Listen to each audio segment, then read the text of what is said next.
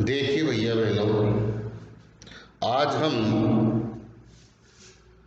कक्षा 6 पाठ 5 आजादी से पूर्व सरकार का स्वरूप जिसका भाग 2 के बारे में अध्ययन करेंगे। अब जागीरदारी व्यवस्था एक व्यवस्थित राज्य के लिए प्रशासनिक व्यवस्था अनिवार्य तत्व है। यानी कि प्रशासनिक व्यवस्था के लिए उस समय में व्यवस्थित तत्व हुआ करता था, जिसमें एक व्यवस्थित राज्य के लिए प्रशासनिक व्यवस्था अनिवार्य तत्व है। राजस्थान के मध्यकाल का संपूर्ण शासन तंत्र राजा और जागीरदारी व्यवस्था पर आधारित था। तो यानी राजस्थान का जो मध्यकाल था उसमें संपूर्ण शासन तंत्र राजा और जागीरदारी व्यवस्था पर आधारित था। राजस्थान की जागीरदारी व्यवस्था रक्त संबंध एवं कुलीय भावना पर आधारित प्रशासनिक व सैनिक व्यवस्था थी। क्या मतलब? रक्त संबंध यानी कि राजा का बेटा ही राजा बनता था, अपने कुल का ही राजा बनता था। प्रशासनिक और सैनिक व्यवस्था भी वही लोग देखते थे। राजस्थान में जागीरदारी व्यवस्था का मूल तत्व था कि राजा की मृत्यु के बाद बड़ा पुत्र राजा बनता था। अब रक्त संबंध में क्या था कि राजा के बाद में राजा का बड़ा पुत्र ही राजा बनता था। राजा अपने छोटे भाइयों को जीवन यापन के लिए भूमि आवंटित करता था। अब जो राजा के जो छोटे भाई थे उनको अपने जीवन यापन करने के लिए जमीन दे देता था। भाई बंधु को दी गई इस भूमि का स्वामी जागीरदार कहलाता था। अब राजा अपने भाई बंधुओं को जो जमीन देता था जीवन यापन के लिए, तो वे भाई बंधु उस भूमि के स्वामी या जागीरदार कहलाते थे। जागीरदार का कार्य उस जागीर की सुरक्षा एवं उसका संचालन था।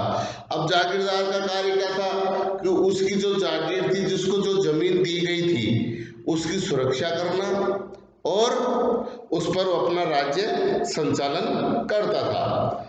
बाद के समय में योग्यता के आधार पर भी जागीरें प्रदान की जाने लगी और बाद के समय में आदमी की योग्यता हुनर के आधार पर भी राजाओं द्वारा अपने अधीनस्थ कर्मचारियों को भी जागीरें दी जाने लगी।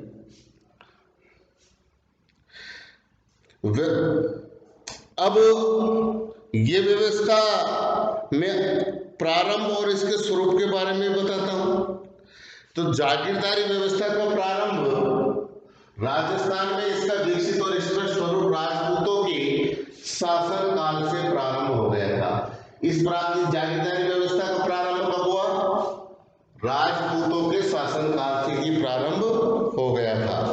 तो जागीरदारी व्यवस्था का प्रारंभ कब हुआ, इस संबंध में अब तक वैसे तो कोई निश्चित मत नहीं बन पाया, लेकिन राजस्थान में इसका विकसित और स्पष्ट स्वरूप राजपूतों के शासन काल से ही प्रारंभ हो गया था। राजस्थान भूभाग पर राजपूतों की विभिन्न शाखाओं ने अपने राज्य स्थापित किए, जो उनकी रियासतें कहलाई। यानी कि जो राजपूत थे उन्होंने विभिन्न शाखाओं पर अपना राज्य स्थापित किया और जो राज्य स्थापित किया तो वो उनकी रियासतें कहलाई। रियासतों की सुरक्षा एवं शासन व्यवस्था के संचालन हेतु शासकों ने जागीर व्यवस्था प्रारंभ कर दी। अब अपने शासन की रियासतों की सुरक्षा के लिए शासन की व्यवस्था बनी रहे, उसका संचालन सही चलता रहे, उसके लिए उन्होंने क्या कर दी? जागीर व्यवस्था को प्रारंभ कर दिया कि भाई इस क्षेत्र को फला व्यक्ति देखेगा और वो उसके अधीनस्थ कर दी। फिर जागीरदारी व्यवस्था का स्वरूप क्या था? अब राजस्थान में यह रक्त संबंध पर आधारित सह गोत्रीय कुलीय व्यवस्था थी। तो राजस्थान में क्या व्यवस्था थी? रक्त संबंध, यानी कि राजा का लड़का राजा ही बनता था, ये रक्त संबंध था। और अगर नहीं, राजा का कोई लड़का नहीं होता था तो उसके आदर्श गोत्रीय कुलीय व्यवस्था थी, यानी अगर उसका कोई कुल का है या कोई सगे संबंधी है तो वही राजा बनता था। दूसरा, राजा महत्वपूर्ण प्रशासनिक पदों पर जागीरदारों की नियुक्ति करता था। जो राजा था वो महत्वपूर्ण प्रशासनिक शासन चलाने के पदों पर जागीरदारों की नियुक्ति करता था। तीसरा, राजा और जागीरदार के संबंध स्वामी और सेवक के नहीं होते थे। जो राजा और जागीरदार होते थे उनके स्वामी और सेवक के संबंध नहीं होते थे, वरन भाईचारे एवं सौहार्द पर आधारित होते थे। किस पर आधारित होते थे? भाईचारे या सौहार्द पर आधारित होते थे। इस प्रकार राजस्थान व्यवस्था का स्वरूप 3 बातें इंपॉर्टेंट है। उसके बाद में आता मध्यकालीन जागीरदारी व्यवस्था के स्वरूप में परिवर्तन। अब मध्यकालीन जागीरदारी व्यवस्था में क्या परिवर्तन आए? मुगल काल में मुगलों से संधि के कारण शासकों की जागीरदारी पर निर्भरता कम हो गई। अब मुगल काल में क्या, मुगलों से संधि होने के कारण शासकों की जमींदारों की पर निर्भरता कम हो गई। शासक मुगल मनसबदार बन गए और उन्हें मुगलों का संरक्षण प्राप्त हो गया। इससे शासक को अपनी सेवाएं जागीरदारों के साथ स्वामी जैसा व्यवहार करने लगे। अब उसके बाद में मुगलों का संरक्षण प्राप्त होने के बाद में क्या, जो शासक था, राजा था, जागीरदारों के साथ स्वामी जैसा व्यवहार करने लगे, मैं ही मालिक हूँ। प्रारंभ में जागीरदार युद्ध एवं शांति के समय राजा को अपनी सेवाएं देते थे। जो जागीरदार होते थे तो युद्ध के समय राजा का वो साथ देते थे। लेकिन मध्यकाल में सेवाओं के साथ कर व्यवस्था निर्धारित कर दी गई, जिसका उल्लेख जागीर पट्टे में किया जाता था। अब वहां पर क्या, सेवाओं के बदले में उन्होंने कर व्यवस्था भी लागू कर दी, जिसका उल्लेख जागीर पट्टे के रूप में किया जाता था। मुगल शासन काल प्रणाली की कुछ व्यवस्थाओं का प्रभाव राजस्थान पर भी पड़ा। रियासतों ने अपने प्रशासन को परगना और ग्रामों में विभाजित किया। अब रियासतों को उन्होंने क्या कर दिया? अपने प्रशासन को परगना और ग्रामों में विभाजित कर दिया। अब उसके बाद में आता है अंग्रेजों का शासन। अंग्रेजी राज्य की स्थापना के साथ ही भारत प्रशासनिक दृष्टि से 2 भागों में विभाजित हो गया। पहला ब्रिटिश भारत और दूसरा रियासत भारत। अब अंग्रेज राज्य की स्थापना जब भारत में हो गई तो यहाँ 2 प्रकार की व्यवस्थाएं प्रशासनिक दृष्टि से 2 भागों में विभाजित हो गया। एक तो हो गया पहला ब्रिटिश भारत और दूसरा रियासती भारत। रियासती भारत में तो राजा महाराजाओं का राज चलते थे, शेष में अंग्रेजी सरकार का राज चलते थे। ब्रिटिश कालीन भारत केंद्र शासित प्रदेशों एवं 11 प्रांतों से बना हुआ था। जो ब्रिटिश कालीन भारत था वो केंद्र शासित प्रदेशों और 11 प्रांतों से बना था। सभी प्रांतों के अलग अलग गवर्नर थे, जो कि भारत के गवर्नर जनरल के प्रति उत्तरदायी थे। 1857 की क्रांति के बाद ईस्ट इंडिया कंपनी का शासन समाप्त हो गया। अब भारत के प्रशासन का सीधा नियंत्रण इंग्लैंड के ताज एवं संसद में नियंत्रण में आ गया।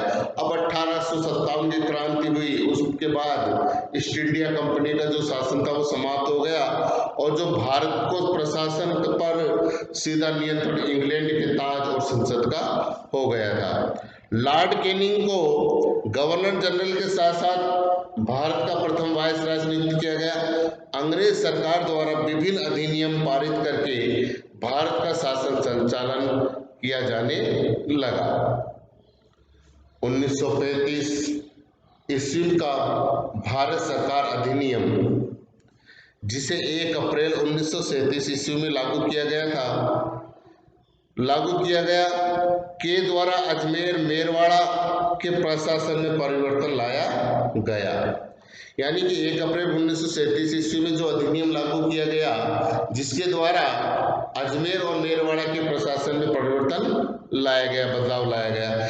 इसे विदेश एवं राजनीतिक विभाग के स्थान पर भारत सरकार के गृह विभाग के अंतर्गत लाया गया। पहले क्या था, इसे विदेश एवं राजनीतिक विभाग के अंतर्गत था, अब इसको भारत सरकार के गृह विभाग के अंतर्गत लाया गया। गृह विभाग के अंतर्गत आने का प्रमुख प्रभाव यह हुआ कि इस क्षेत्र के सभी कानून संघीय कार्यपालिका द्वारा बनाए जाने लगे, न कि गवर्नर जनरल द्वारा बनाए गए। अब जो भी कानून बनते थे वो संघीय कार्यपालिका के द्वारा बनाए जाने लगे, पहले गवर्नर जनरल द्वारा बनाए जाते थे। देश की आज़ादी के बाद राजस्थान के एकीकरण की प्रक्रिया शुरू हुई। राजस्थान की प्रथम विधानसभा के लिए 1952 में चुनाव हुआ।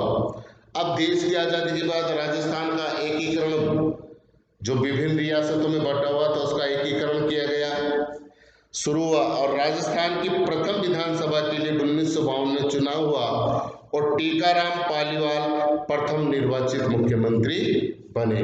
तो राजस्थान के प्रथम मुख्यमंत्री कौन बने? टीकाराम पालीवाल प्रथम निर्वाचित मुख्यमंत्री बने। इस प्रकार आजादी से पूर्व सरकार का हमारा स्वरूप यह था। अब जैसे इसमें आया जागीर पट्टा, तो जागीर पट्टा वह चीज होती थी, वह पत्र जिसमें शासक द्वारा प्रदान की गई जागीर का उल्लेख होता था।